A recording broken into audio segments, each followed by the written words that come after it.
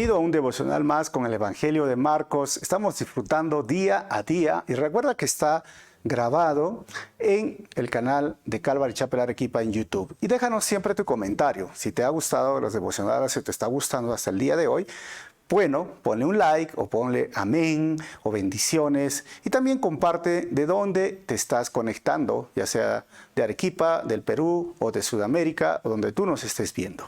Hoy vamos a hablar de este tema muy interesante que Jesús plantea. ¿Jesús es hijo de David o David es hijo de Jesús?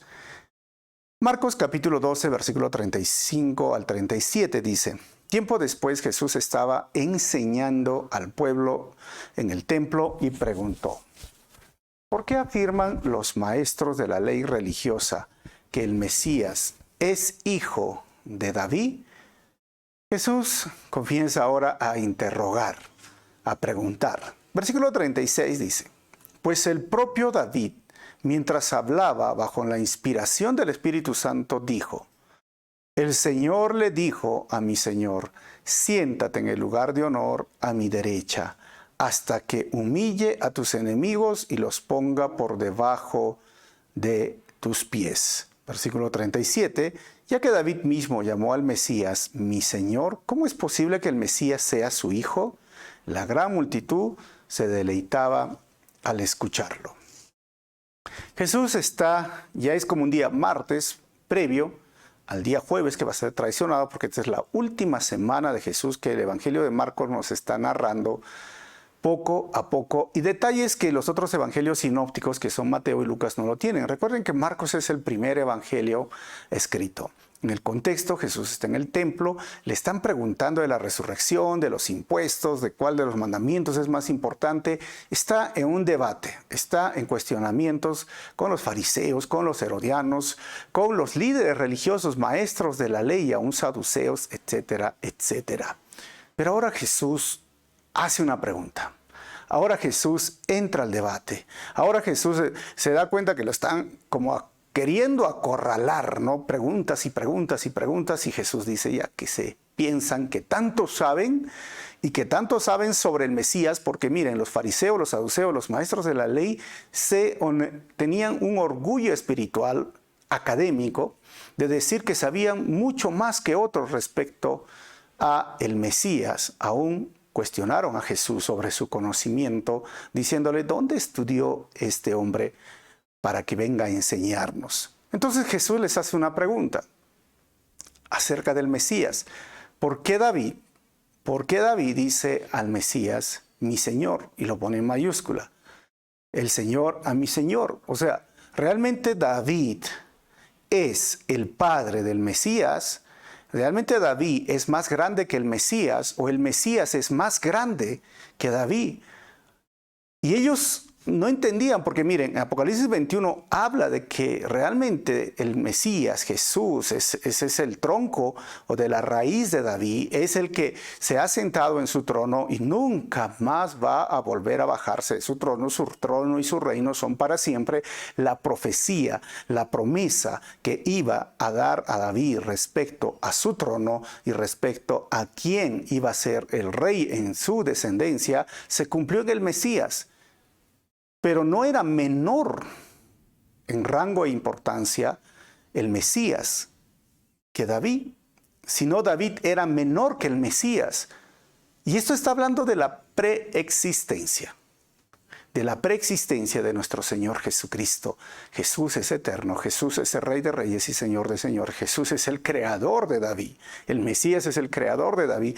Y ellos no tenían respuesta. Y al final se quedaron callados, pero la gente se admiraba de Jesús.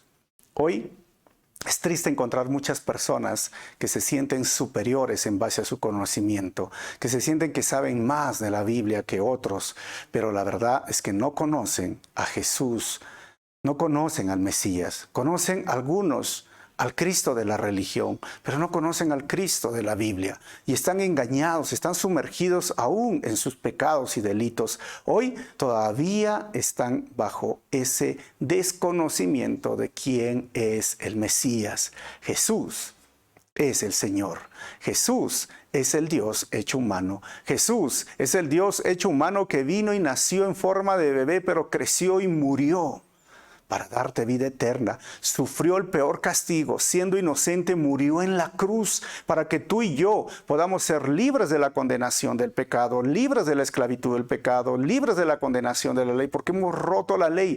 Jesús es el Rey que vino y fue un siervo y sirvió a sus discípulos, el Rey sirviente que murió en la cruz por tus pecados y mis pecados, pero al tercer día resucitó y hoy tiene un cuerpo glorificado. Hoy está sentado en su trono. Él es el Rey. Él está sentado en su trono. Si hoy tú estás en algún problema, una dificultad, sientes que el mundo se te va, sientes que tu mundo se está derrumbando, mira, Jesús sigue sentado en su trono. Él es el Rey.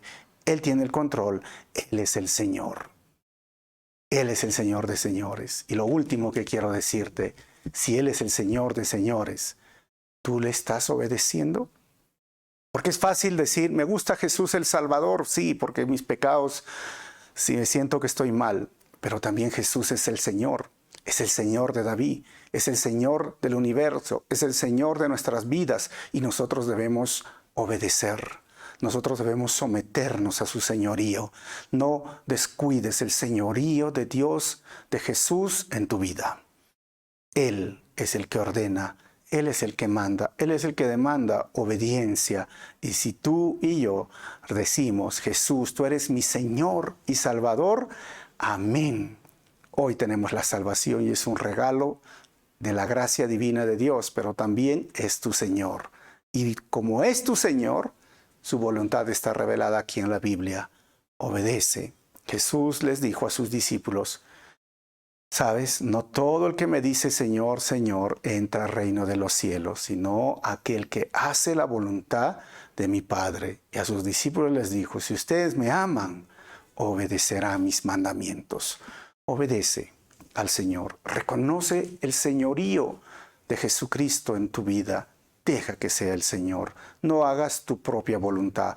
No actúes de forma soberbia. No actúes de forma egoísta. No pienses que sabes lo que va a venir más adelante. No pienses que tienes control de la vida o de tu futuro. Al final, tú no eres arquitecto de tu propio futuro. Es Dios el arquitecto de tu futuro. Esa es una filosofía del mundo que no funciona con la soberanía de Dios. Jesús es el Señor y que siga siendo el Señor de tu vida. Dale el control de tu vida, dale el control de tus planes, de tus proyectos y que su voluntad sea hecha en tu vida. Nos vemos en el próximo devocional.